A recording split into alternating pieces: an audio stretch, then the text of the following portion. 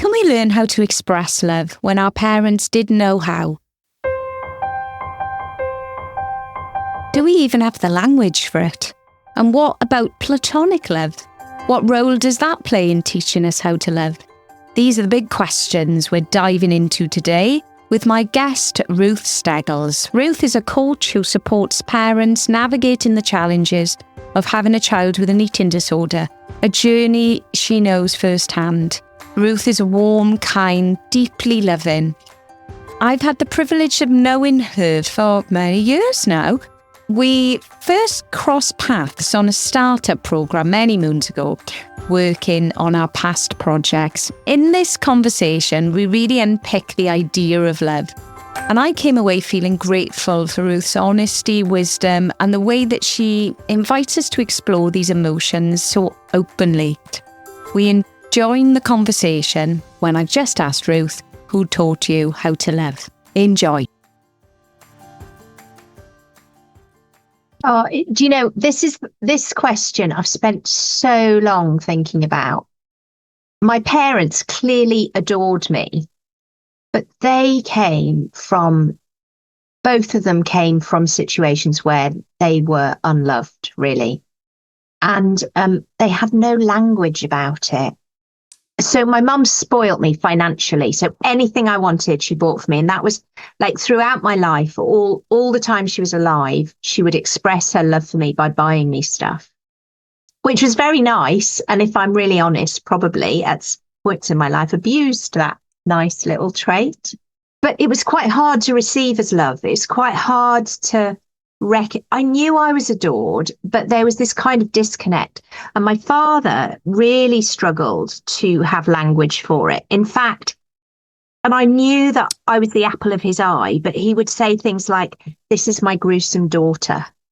So there was this weirdness, there was this weird stuff going on.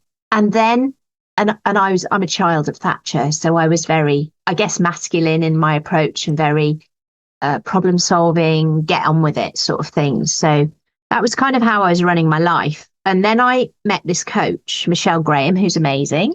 And she used to say, "I love you," which I thought was frankly just a bit bloody weird. Like, that was weird. And I became part of her community. And there was this background love that she infused into the community. And I'd never experienced anything like this before. And then through that community, I met a woman who has become my best friend. Like, I'm like, even just saying that, I'm emotional. And the amazing Rose Dixie, who's just a phenomenal coach. But she's taught me about unconditional love.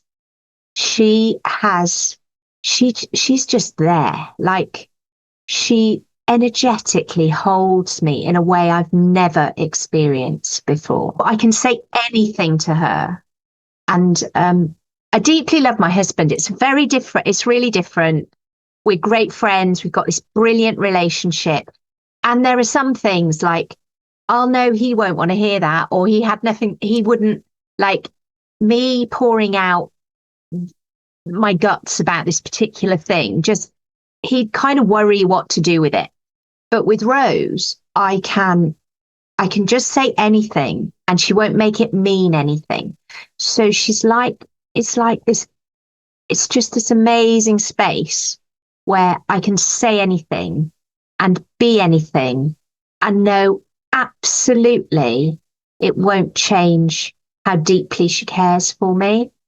And that, the decade I've had of, we've known one another a bit longer than that, but I think in those early years, I wasn't understanding who she was. But in the last decade, being held in that safety has just been the most exquisite, beautiful thing that I'm really teared up about how amazing that is and what she's taught me through her ability to be present and loving and caring without any judgment. And I think for me, is that true? I was just going, that judgment piece in love, I think when we can put down judgment, there's space for love. In judgment, love's really difficult. But when we put down the judgment and we connect for me, and this, for some people, this might be a bit woo-woo language, but it's like on a soul level, like there's nothing, when we're on that really deep soul level, there's nothing in the way, and the judgment all comes in the way and makes it messy, and kind of, it's our humanness. Like, I get it. I get why we judge. I get that it's a really human reaction. But when we can put down that judgment and be fully present and see the other person, that's where love really flows. And that's what Rose has taught me. I think she might want to teach me that. yeah. I would say I've got one of my personality types. I've actually named her as Judgy George. Yeah. I have a strong. I've got to keep my judgment in check. It's tough, and what you said there, which was beautiful, was without judgment, love flows, and it's really powerful because it gives judgment so conditional, and it's so it's closing, isn't it? It's the end of the story. It's I've made up my mind. You are this. It stops you from seeing, experiencing. So it's contracting, and love is about expansion. Absolutely, and it's so love. When I'm in judgment, it's my own fear. So it's rarely about the other person. So when I see judgment coming up, it generally means that I've got a need that isn't being met, or I'm scared about something, or I'm feeling inadequate or less than in some way. And I don't need to put this on air, but Rose does it too sometimes. So, I mean, but the beauty of it, I think what she demonstrates beautifully is she sees it like as human as the rest of us. So she goes into that judgment piece and she sits with it and she works through it, and then she puts it down and goes, and these are the skills she's taught me, that she sees it. She sees the grubbiness we all have, like we all do it.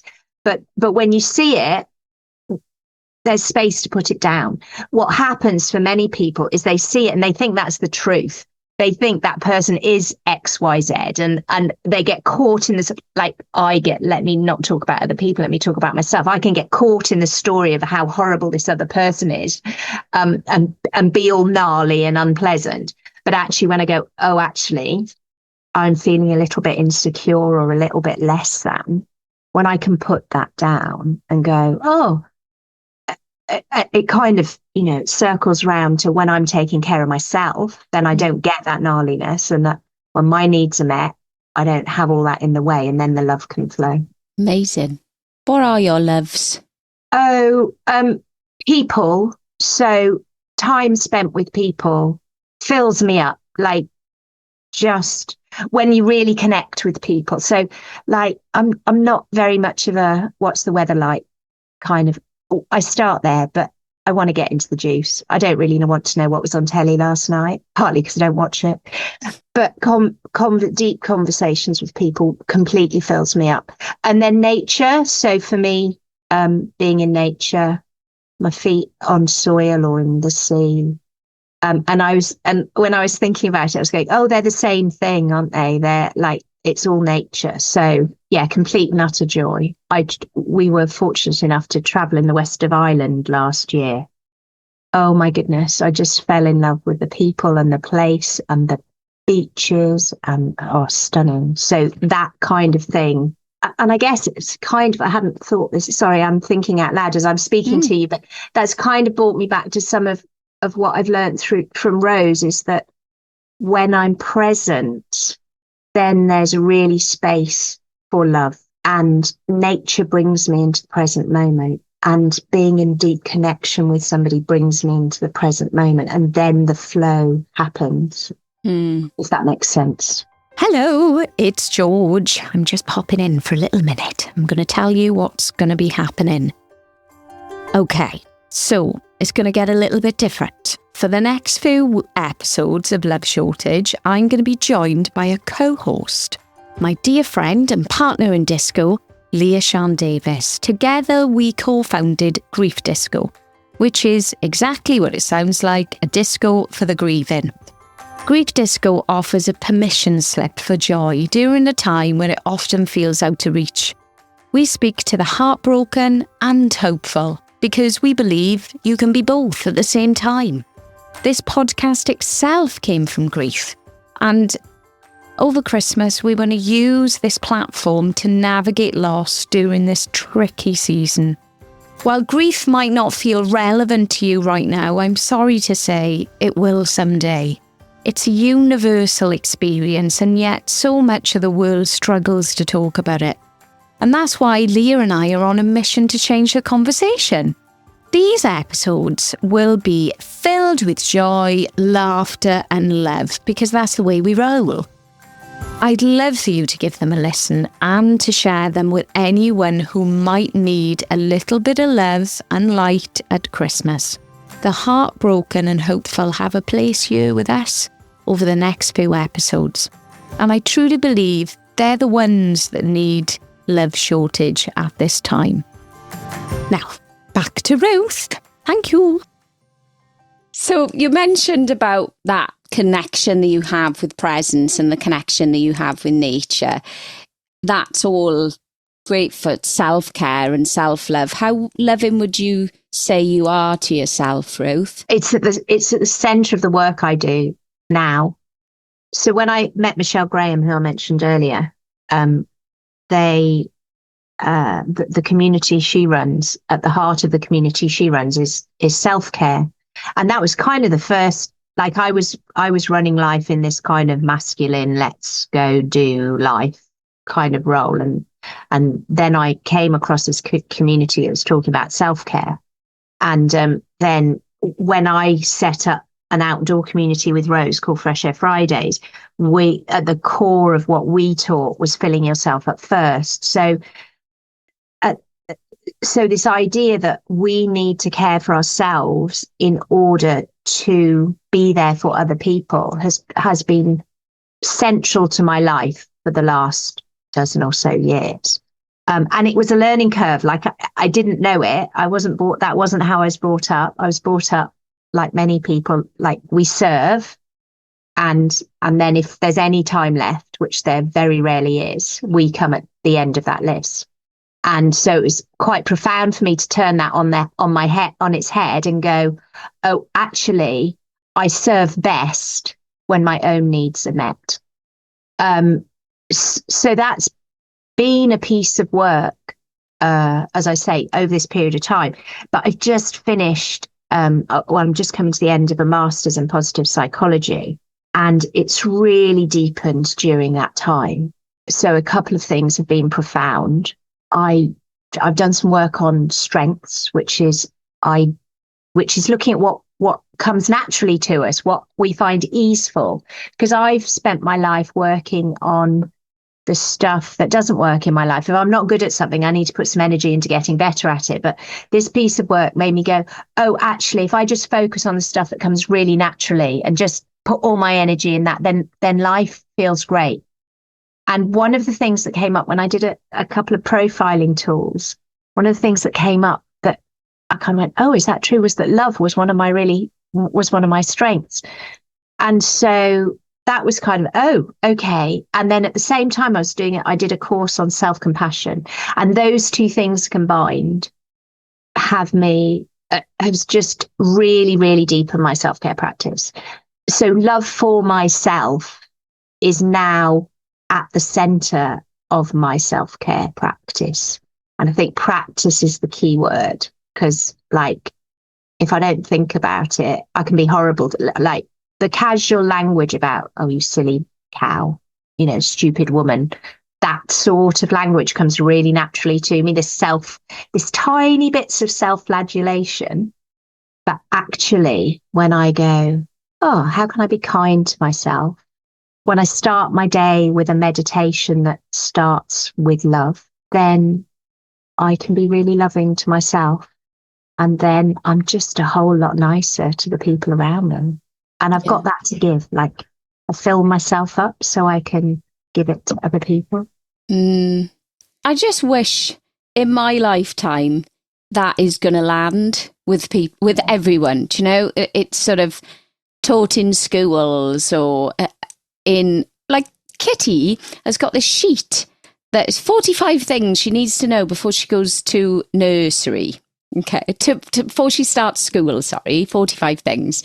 She's very passionate about ticking everything off. We bought an orange the other day, so then now she can prove that she can peel an orange and all them sort of things, right? Oh, yeah. And there's not one thing on there about kindness to yourself, do you know? And yes, she's not really going to get that then, maybe, but then we've got other skills in there, such as going to the toilet. That's quite tricky for a 4-year-old to do alone. And to listen, and when somebody's speaking to you, to acknowledge them. There was quite a lot of stuff in there. We could bang in, couldn't we? Be your own best friend. We could add that, couldn't we? Absolutely. For a 4-year-old, we could start having that conversation. Absolutely. Do you know? Because it's about, we're being, like, it makes failure wrong. And which is really scary, actually, because if failure is wrong, then we're never going to change, because it needs to be okay to try something and it not go to plan. Yeah. And I think that takes real kindness, real self-kindness to go, oh, okay, so I did that and it wasn't quite the way the teacher said, or it wasn't quite the way the instructions said, or that is self-love and self-kindness to go, oh, it doesn't mean anything. It doesn't mean that I'm an idiot or anything like that. Just means that didn't go to plan. Yeah. And that stuff's really important. Definitely. You are not your behaviour. And it's getting that curious mindset and not losing that curious mindset. Yeah. And keeping that open. Yeah. It's easier said than done. But I think it's that conversation around, like, how old were you when you were shown these tools of how to love yourself? How old were you? In my mid-40s. Exactly. Like, do you know what I mean? I know.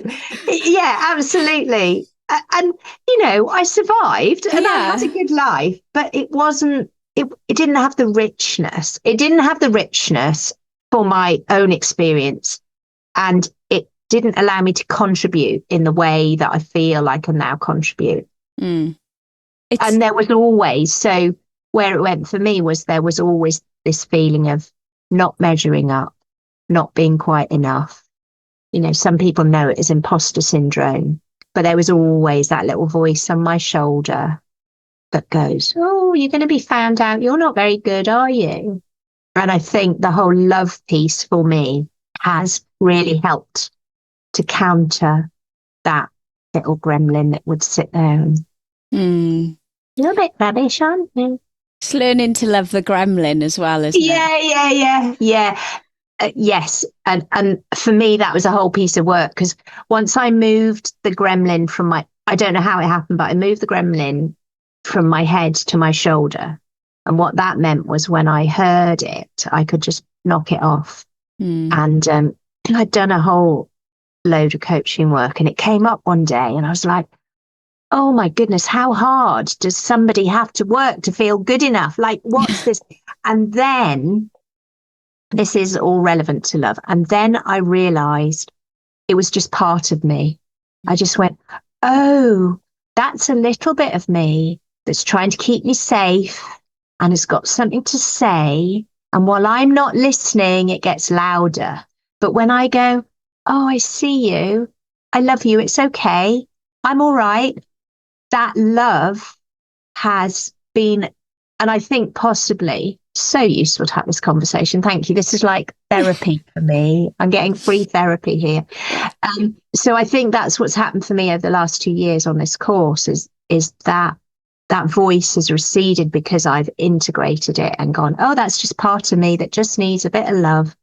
And the whole love piece has just wrapped all that up beautifully. All is welcome.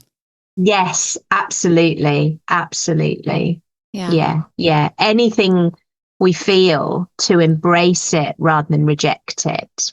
And when I say embrace, I don't mean suppress. I mean, see it, feel it, accept it's there.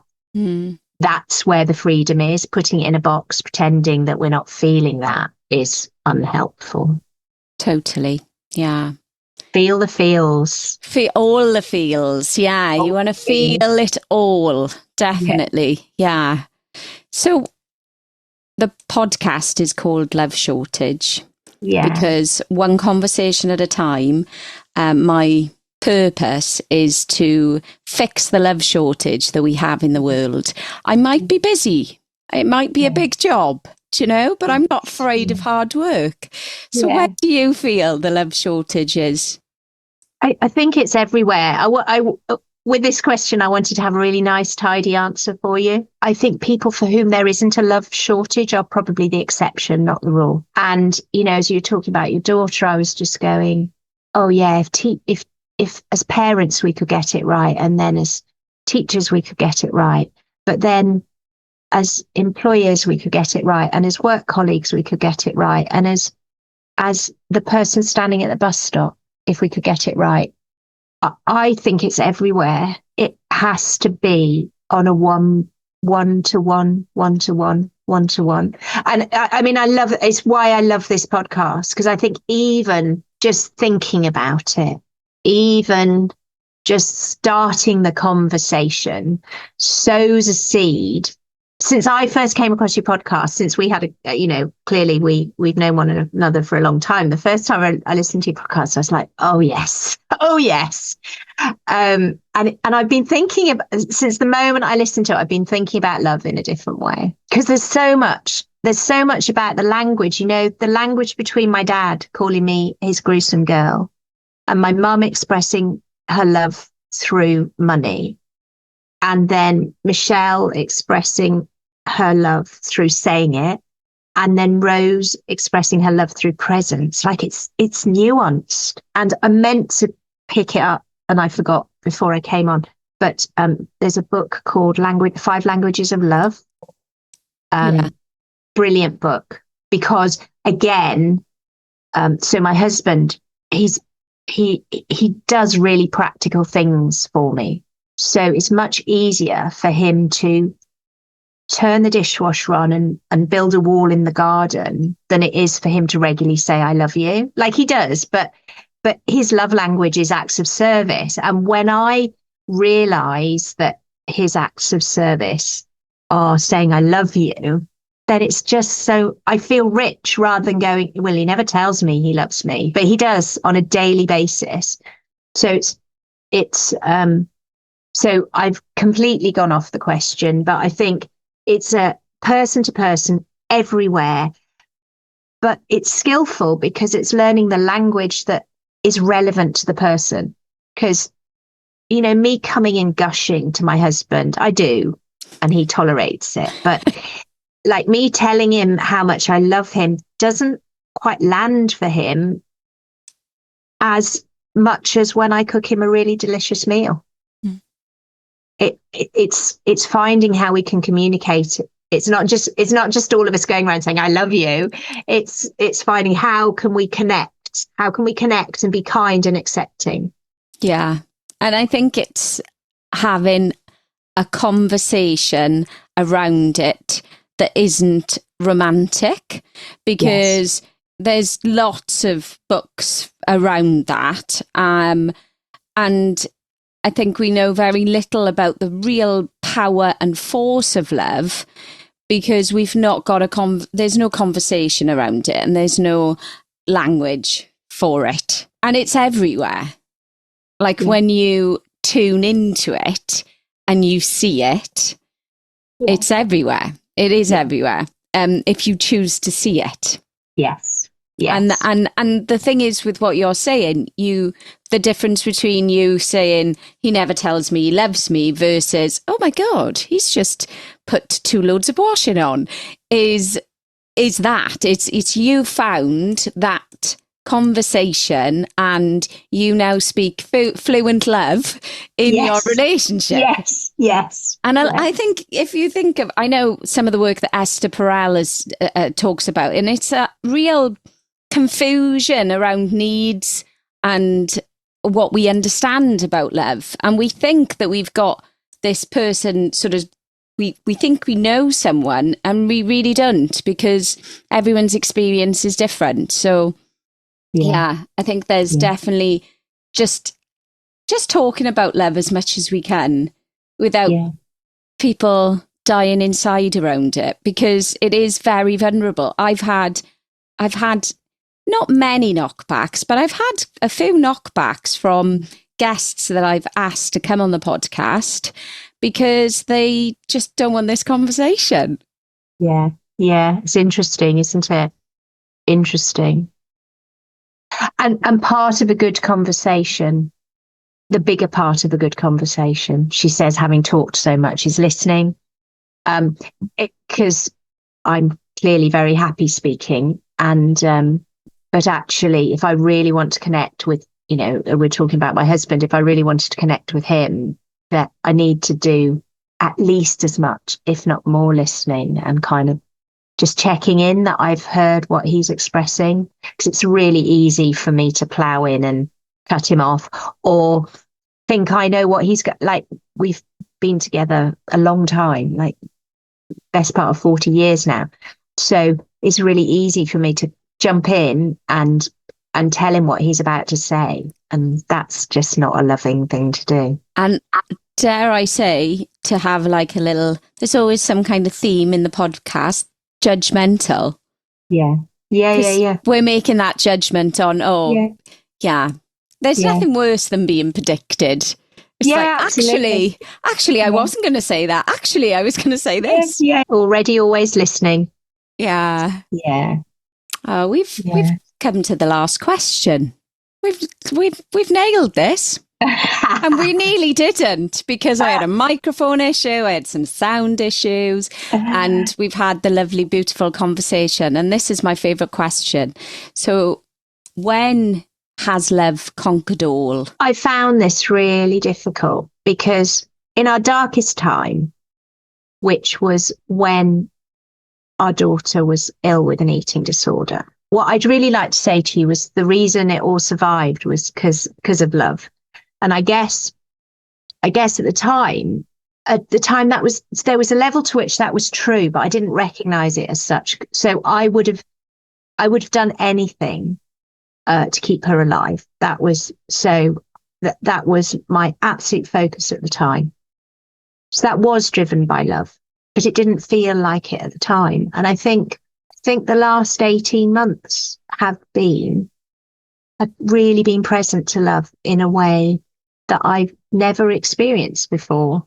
And it's been really challenging as a mature student to go back to studying. My first degree is in engineering. I'm now in the depths of something that requires a lot of writing, which doesn't suit my dyslexia, which challenges everything my parents ever told me about my lack of academic ability.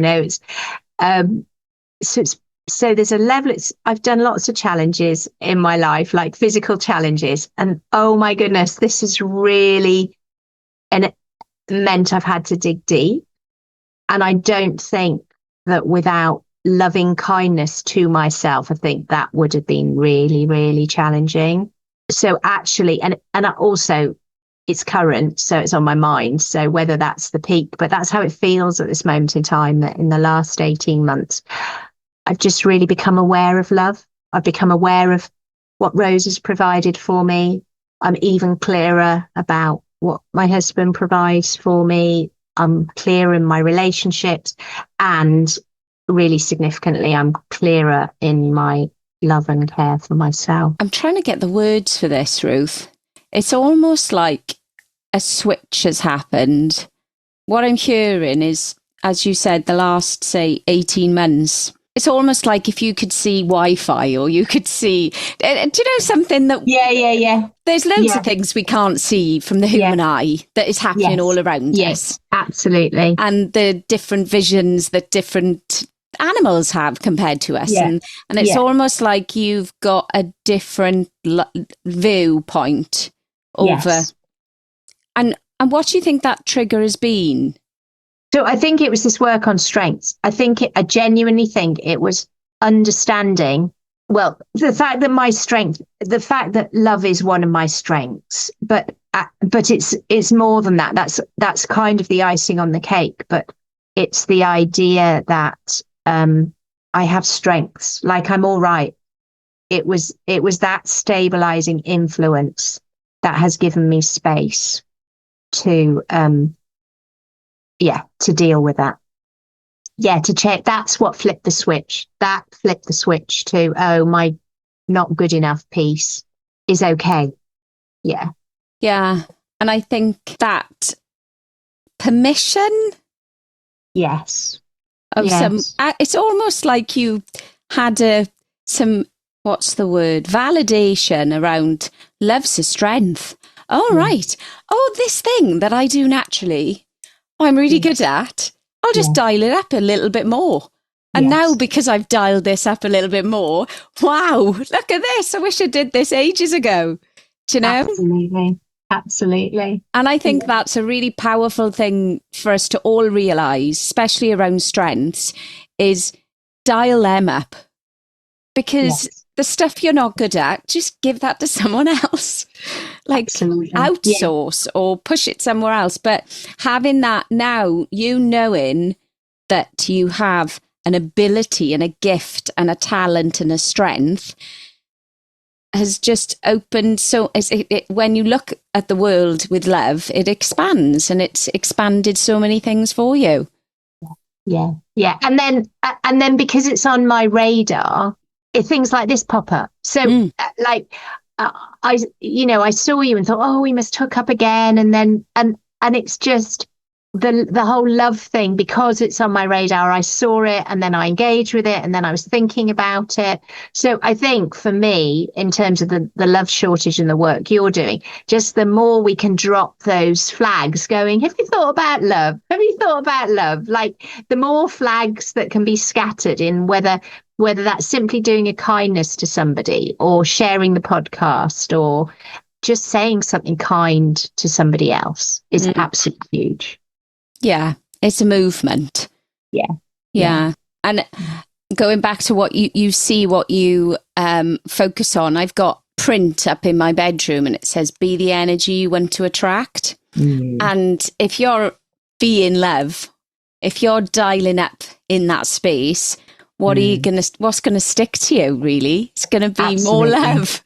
There's so much the work I do with people now is about, how do you want to be in the world? Like, forget what you want to do, forget the outcomes and the goals. I'm speaking loosely. Lots of people achieve lots of stuff. However, when you put the focus on actually, how do I want to show up, then the stuff flows in really easily. When you are in flow because you're showing up in love or kindness or whatever's important to you to show up, then everything comes together. Then life becomes easeful, joyful.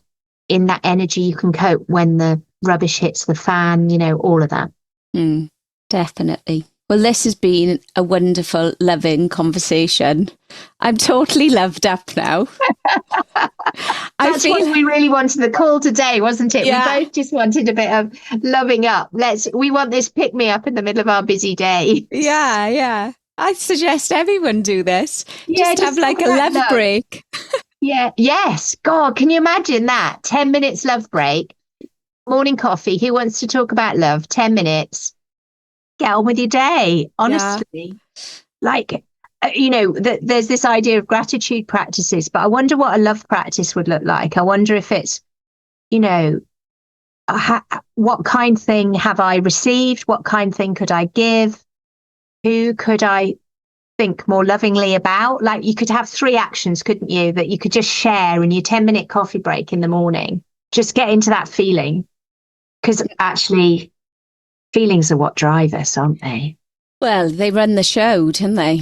Thank you so much for doing this. I really, really appreciate it. I know that this conversation is going to be lovely for someone to listen to. And I'd like to think that from this conversation, both of our goals of sharing more love into the world will be made by just one person, because the impact of one person to the impact of all the people that they impact is not ever just one person. One person is never just one person. No, absolutely. Absolutely. Amazing. Thank you. Thank you very much. Thank you. That was such a lovely conversation. As Ruth spoke about Michelle and Rose, I couldn't help thinking about my own amazing friends. The ones who hold me, inspire me, and make me laugh when I need it the most. So I would like to dedicate this episode to them, my mates. I love you all. Thank you. And thank you for listening. I trust you'll enjoy the up-and-coming episodes with Leah. And if you know anyone grieving this season, please share this podcast with them. Or people that aren't grieving, people that would like a little bit of love in their life. Send it on. Let's fix this love shortage together. Okay, until the next time, share the love. Bye.